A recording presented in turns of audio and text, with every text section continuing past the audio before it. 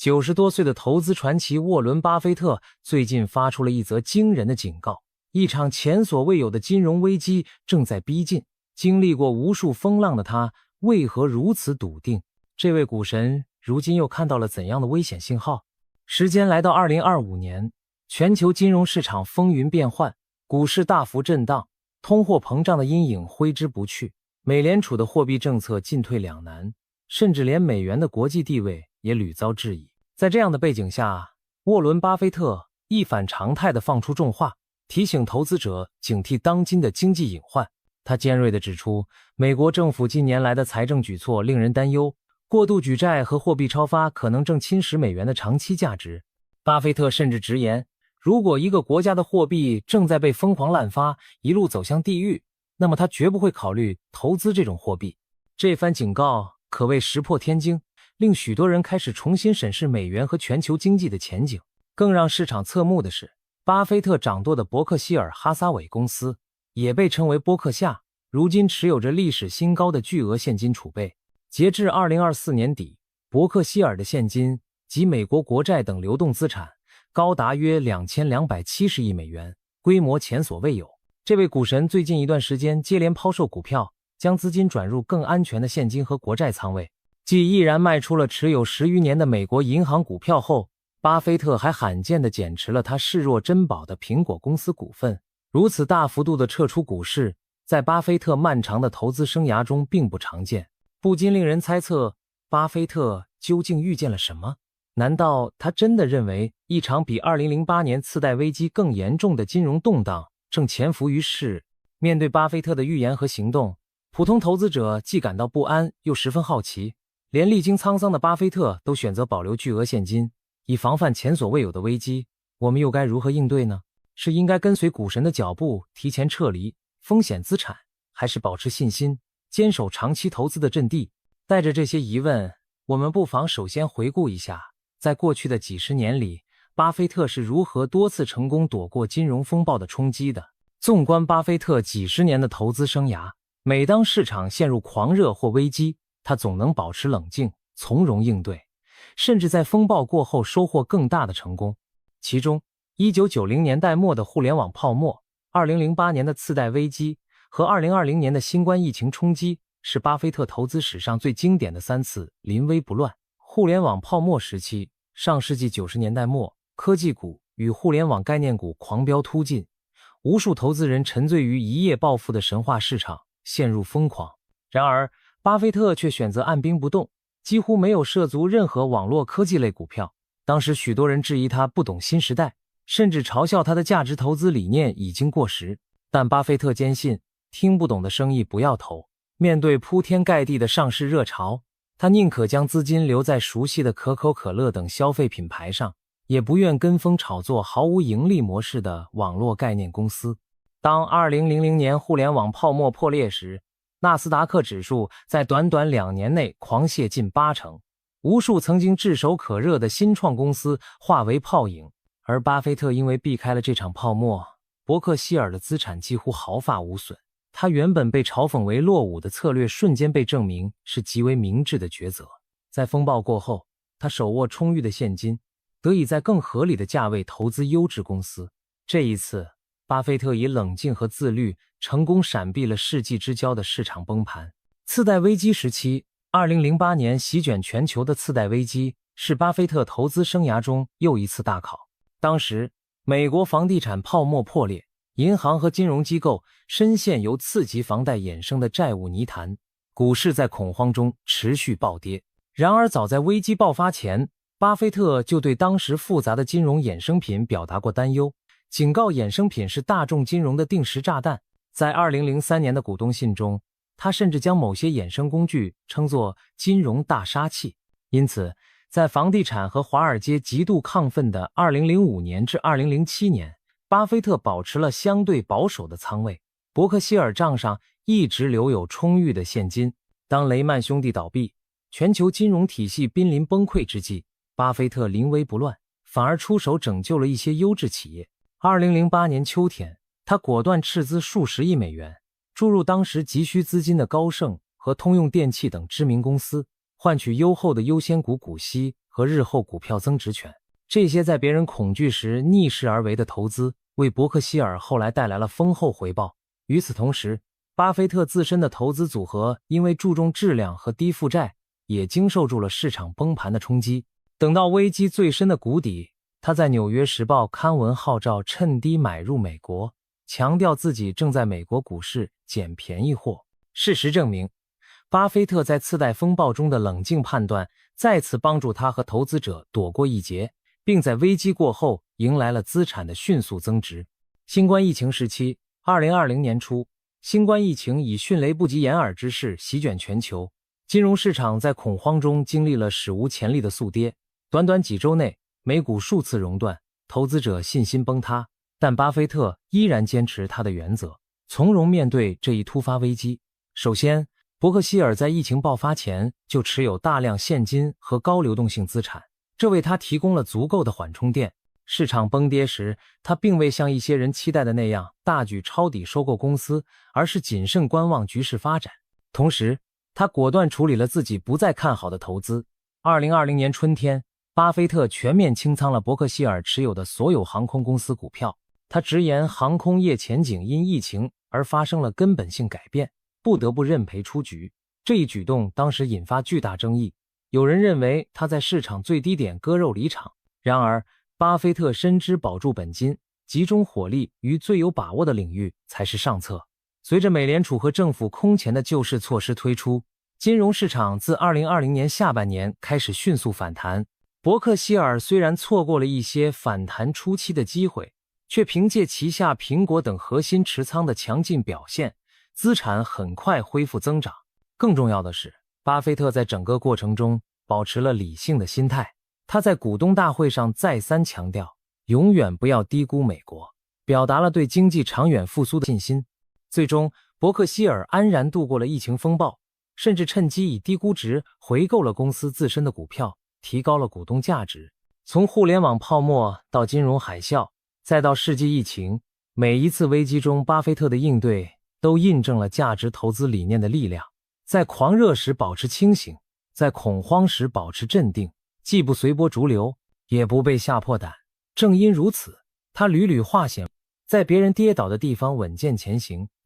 巴菲特从小就展现出非凡的商业天赋。他11岁时买下人生第一只股票，14岁用攒下的报酬购买了一块农田，还曾在高中时经营过老虎机和报刊生意。这些早年的经历磨练了他的投资直觉，也让他领悟到复利的威力。青年时期的巴菲特深受价值投资之父本杰明·格雷厄姆的影响，在哥伦比亚大学从格雷厄姆系统研读了证券分析和聪明的投资者等经典著作。格雷厄姆崇尚的是捡烟头式的投资策略，即如同从地上捡起别人丢弃的烟头，再吸上最后一口，寻找价格被严重低估、基本面尚可的公司，哪怕只能获得一小段利润也要买入。巴菲特早期创业成立合伙基金时，便严格按照这种理念行事。他四处发掘被市场遗忘的廉价股票，取得了惊人的回报。然而，随着资产规模增长和时代变迁，捡烟头策略的局限性逐渐显现。上世纪60年代末，美国股市狂热上涨，廉价而优质的标的难觅踪迹。巴菲特在1969年甚至主动清盘了自己的投资合伙企业，感叹市场已找不到值得买的便宜货。就在这时，他生命中最重要的合作伙伴查理·芒格开始扮演关键角色。芒格极力劝说巴菲特转变思路，放弃只盯着便宜货不放的做法，转而去寻找那些具有长期竞争优势的优秀企业。芒格的观点是，用合理的价格买进伟大的公司，要比用极低的价格买进平庸的公司更好。在他的启发下，巴菲特的投资哲学发生了重大转折。1972年，伯克希尔成功收购了加州的喜诗糖果公司，这笔收购被视为巴菲特投资理念演变的分水岭。当时，喜诗糖果的要价远高于其有形资产价值，但巴菲特和芒格看中了其深厚的品牌价值和定价权，毅然决定以约2500万美元拿下这家公司。事实证明，这项投资带来了源源不断的现金流，并远远超过当初的买价，为伯克希尔此后的腾飞提供了弹药。这让巴菲特真正体会到好公司值得用好价格买下，然后长期持有的真谛。自那以后，巴菲特逐渐将重心转向滚雪球式的价值投资道路。滚雪球一词出自巴菲特的自传，形象地描述了财富随着时间复利滚增的过程。他开始专注于挑选那些具备护城河、持久竞争优势、管理层优秀、业务模式简单清晰的公司，然后耐心持有，让利润不断再投资，雪球越滚越大。这种长期主义的投资风格与他早年快进快出的捡烟头形成了鲜明对比。巴菲特本人幽默地说过，人生就像滚雪球，关键是在很湿的雪地里长长的推雪球。凭借这种理念，他在数十年间让伯克希尔哈撒韦从一家日渐没落的纺织厂成长为拥有庞大投资组合的商业帝国。总结来说，巴菲特的投资生涯经历了从格雷厄姆式的深度价值挖掘到芒格引领下追求高质量成长的重大蜕变。这一转变不仅源自他对市场规律的深刻洞察，也离不开与查理芒格的思想碰撞与合作。如今，巴菲特的名字几乎成了价值投资的代名词，而他所倡导的理念精髓，则是把股票视为对企业的长期持有，重视内在价值，追求复利增长，并始终保持理性和耐心。巴菲特纵横投资界数十年，期间涌现出许多经典的投资案例，其中以下4个尤为人津津乐道。喜诗糖果。1972年，伯克希尔斥资约2500万美元收购了加州的喜诗糖果公司。这家区域糖果厂规模不大，但拥有广泛的品牌知名度和忠实顾客。收购后，巴菲特并未对其业务模式大刀阔斧改革，而是让管理团队继续保持产品质量和每年小幅提价的策略。结果，喜诗糖果在此后的几十年间为伯克希尔贡献了远超当初买价的现金收益，累计创造的利润是当初投资额的数十倍。巴菲特常把这一投资视为自己理念转变的范例，他证明了优秀的企业即使用看似不便宜的价格买入，长期来看也会带来巨大的回报。可口可乐。巴菲特对可口可乐的钟爱众所周知，他本人每天都要喝上好几罐这种甜饮料。1988年股票市场低迷之际，巴菲特大举买入可口可乐股票，最终耗资约10亿美元，获得了这家饮料巨头约 7% 的股份。这笔投资此后成为伯克希尔的核心持仓之一。凭借可口可乐在全球范围内无可撼动的品牌地位和持续增长的盈利能力，巴菲特持股以来获得了丰厚的股息回报，其持有市值也增长了10多倍。30多年过去，他仍然牢牢持有这笔投资，证明了买入并长期持有在伟大企业上的威力。苹果公司。曾几何时，巴菲特对科技股敬而远之，然而苹果公司改变了他的看法。2016年起，伯克希尔开始陆续买入苹果公司的股票，到2018年已成为苹果最大的股东之一。巴菲特欣赏苹果强大的品牌粘性和生态系统，数以亿计的用户离不开 iPhone 等产品，这正如当年的可口可乐一样深入人心。如今，伯克希尔持有的苹果股份市值已高达上千亿美元，远远超出最初投入的成本。更重要的是，这笔投资使伯克希尔分享了苹果持续增长的盈利和股东回报。巴菲特坦言，苹果不是一般的科技公司，而是他见过的最出色的消费品企业之一。比亚迪。2008年，在查理芒格和中国投资人李路的引荐下，巴菲特以约2亿美元买入了中国电动车制造商比亚迪公司约 10% 的股权。这是伯克希尔首次大举投资中国企业。当时的比亚迪在全球知名度不高，但巴菲特看好其创始人王传福的领导和公司在电池、电动车领域的潜力。此后10余年间，比亚迪迅速崛起，为中国新能源车行业的龙头企业，股价也随着业绩腾飞而大幅上涨。伯克希尔在2022年开始逐步减持比亚迪股份，但这笔海外投资仍为其带来了数十亿美元的巨额收益。比亚迪案例展示了巴菲特在全球范围内寻找价值的眼光，以及价值投资理念在新兴行业和市场中的适用性。这些经典案例从糖果、饮料到科技、新能源，横跨不同行业和国界，却有着共通之处。巴菲特钟爱的公司往往拥有强大的品牌护城河，稳健的盈利能力和优秀的管理团队。他以耐心持有和长期视角陪伴这些企业共同成长，也因此获得了丰厚的回报。在公众眼中，巴菲特不仅是投资大师，也是生活简朴、幽默风趣的长者。今年90多岁的他依然精神矍铄，坚持每天读书数小时，按时去办公室上班。他半个多世纪以来一直住在内布拉斯加州奥马哈市一栋并不奢华的老房子里，饮食爱好更是接地气，每天喝可乐、吃冰淇淋，偶尔还去麦当劳买早餐。这种平易近人的生活方式使他在物质财富上极度富有的同时，依旧保持着朴素本色。然而，岁月不饶人。2023年11月，巴菲特的挚友兼长期拍档查理·芒格在99岁高龄辞世，这对相伴数十年的黄金搭档就此天人永隔，令巴菲特深感悲痛。他在随后发表的股东信中深情缅怀芒格，称其为伯克希尔的建筑师，而自己只是负责日常施工的总承包商。芒格的离去让外界更加关注巴菲特本人的接班和身后安排问题。